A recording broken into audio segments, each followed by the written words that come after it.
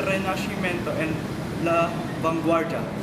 He studied at Ateneo de Manila, where he wrote his first play in Spanish called No Todo Es Risa. And he also studied in University of the Philippines and Columbia University. And while he was on his 14 years of age, it is the time where he wrote his first play. For his jobs, he became a reporter and a proofreader in La Vanguardia, as well as he became a drama critic for Manila Tribune and a scriptwriter in Philippine films. He also became appointed by Bienvenido Gonzalez, the former president of UP, as an assistant professor for dramatics. He became a director of UP Dramatic Club for 16 years. He also wrote and directed for radio for a whole year for Puricos Dulaan ng Buhay. He also directed for TV's Caltex Caravan using his adaptation of his plays. He was the organizer of UP Mobile Theater, who made a 2,500 shows while on the road.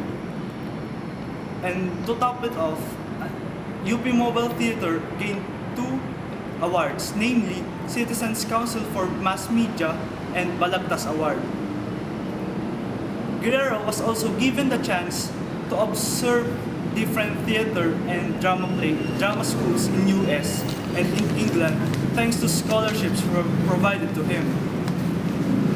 His works also was translated and produced in different languages, namely Chinese, Italian, Spanish, Tagalog, Visayan, Ilocano, and Waray.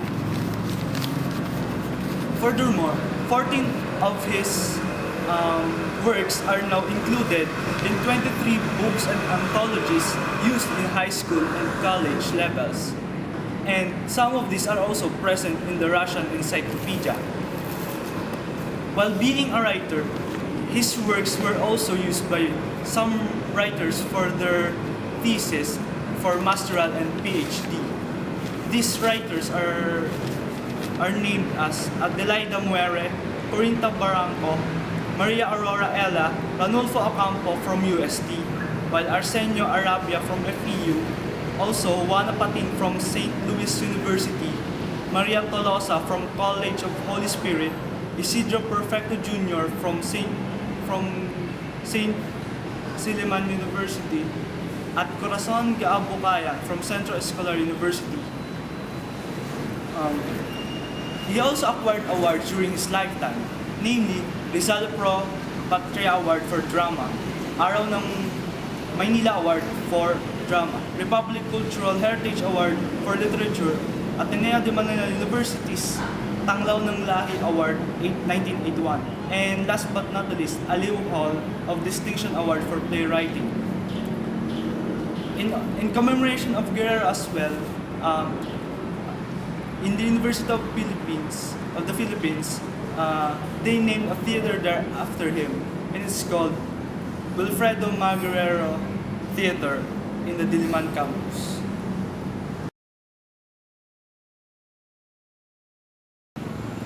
Now that we have analyzed the play under many other perspectives, let's try looking at it from one but will prove quite useful when it comes to understanding the context of the play itself. And this is the socio-historical context. Let's take one of the more striking peculiarities about the play, and this is of course the fact that the play was written in the English language. A question will come to mind: why was it written in the English language when there are 2 other options? These options, of course, is that it was to be written in the Spanish language or in the native tongue. The answer to this can be found within the context and time frame of the author back then in the 1940s, around the time the play was finished. The English language came from the Americans, and the Americans started going to our country during the Spanish period to conduct business. However, after our independence in 1898, the Americans were to play a role that was much more important than simply being a business partner. They were next in line to be the next colonizers of our country. As colonizers of our country, they were given the responsibility of deciding what to do with us. And this resulted in the Education Act of 1901, which allowed the government to establish the new educational system. With 500 pioneer teachers called the Formations, language, agriculture, art, and athletics was bestowed to us from the American culture. And of course, this mixes in with our own contemporary culture and traditions back then during the 1940s. One of the more, okay, cut na lang. With 500 pioneer teachers called the Pharmacites, we were taught language, agriculture, art, athletics, and many more. This, of course, brought upon a big mixture of cultures and traditions between the culture of America and the culture of contemporary Philippines back in the 1940s. One of which is the idea of a party. The modern view back then in 1940s of parties from the Americans was that it was becoming something more of a casual thing. And back then, they were restricted with such strict traditions and customs, such as the girls that always have to be chaperoned. If this sounds familiar, it's because it's the issue being portrayed by the author in the play Wanted a Chaperone. And because of this, we now have a historical and comedic representation of it all with the context, creativity, and wisdom of this author historian. Okay.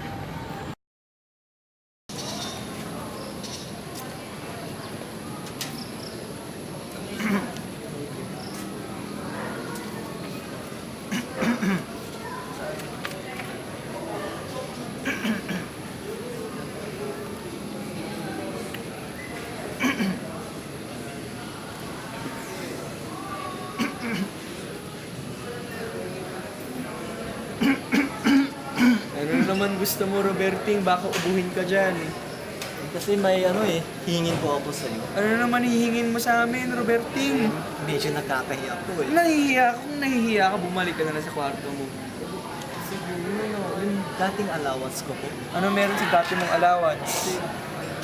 Hindi ko masyadong nakakaipon po O, problema ba namin yun? Nagkatrabaho ka na, call center agent ka. Ang konti ba yung iniipon ko Anong konti sa iniipon mo? 30,000 a month, ang palaki na kinikita mo.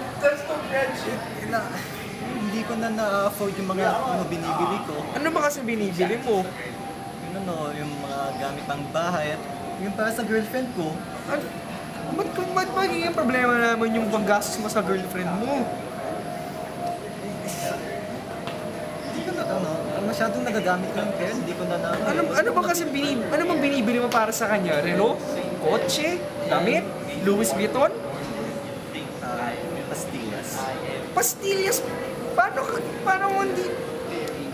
Petra, huwag sabihin mo anak mo, gusto humingi ng pera sa atin. Ha? Nagtatrabaho ka na. Why do you need money from us? Gusto ko sana yung dating allowance ko Anak, may sweldo ka na. You don't need money from us anymore. Ang hirap na yun I'm not able to afford anymore. Ano bang ginagastos mo? What do you spend your money on? Binibilin daw niyang pastillas girlfriend niya. Pastillas? Pero bakit ganon? Hindi naman mahal yung pastillas Oo nga, di ah. mahal ng pastillas. Ba't ka hindi nakakapag-ipon? Wala ka bang savings? Wala. Yung mga iniipon ko naman, ginagamit ko naman talaga For what nga? Pang taxi, papunta doon. Ba't ka nag-taxi? Kung wala ka pang taxi, mag-jeep ka na lang, di ba, honey? Jeep? Eh nako, if you can't afford anything, huwag ka na lang gumastos. Huwag pilitin. Ang stylish naman yung jeep mo. Alam mo, nung panahon ko, nung nililigawan ko nanay mo, nag-jeep lang ako papunta sa bahay. 3 jeep pa. Anong unstylish doon, iho? Effort.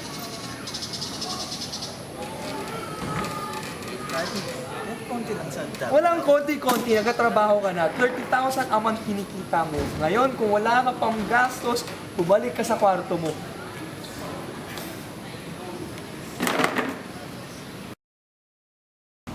What Guerrero has written, what he will write, are historical portrayals and steering sermons.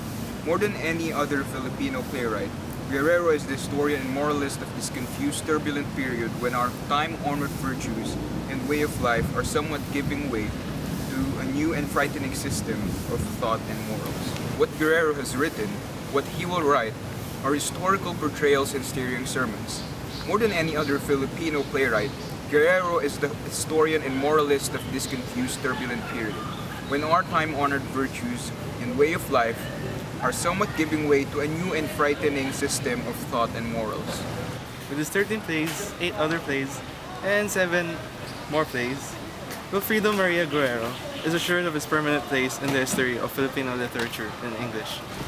Guerrero's plays show clearly that he knows his milieu, whether it be simple impassioned life of barrio folks or the brazy, artificial, and corrupted life of the middle-class society, and those of politicians. In this sense, Guerrero is a Filipino who speaks about the Filipinos for the whole world, without meaning to shun or insult them, but without showing them that they are no different from all other people everywhere. Guerrero is first and last a satirist. Tongue-in-cheek, he picks out the absurd and the ridiculous and the inconsistent in people and institutions, and out of them weaves high comedy. Unlike some satirists, he is always in good humor, and his weapon of attack is kindly laughter. His comedies are pieces of very effective stage showmanship. They bustle and flare with a vitality and humor peculiarly Filipino. They charm with verbal ricochet. I sincerely believe that 13 Plays is a solid and significant contribution to the Filipino drama and the Filipino theater. Like national artist Nick Joaquin, Guerrero has refused to sit back and rest on his laurels. Guerrero belongs to a handful of Filipino writers who have never ceased to write. It was Guerrero who first Filipinized and theatricalized post-war local playwriting. It was Guerrero who established the playwright, not director nor the actor, as the driving force in local theater. It was Guerrero who first succeeded in keeping the delicate balance between theater and literature. Through personal example, he has been proving all along that plays should be both produced and published. The big misfortune of Guerrero, of course, is that he started writing at a time when English was incorrectly considered the only respectable literary language for literate Filipinos. Wilfredo Ma Guerrero is essentially a satirist. He likes to pick fault. An extraordinary thing about him is that he knows what and where the fault is. He pinpoints it, shows it up in grotesque figures, gives you several healthy laughs, and in the process, then, as you dry your tears of laughter, you look around yourself and feel a little foolish, because you realize you have been laughing at yourself.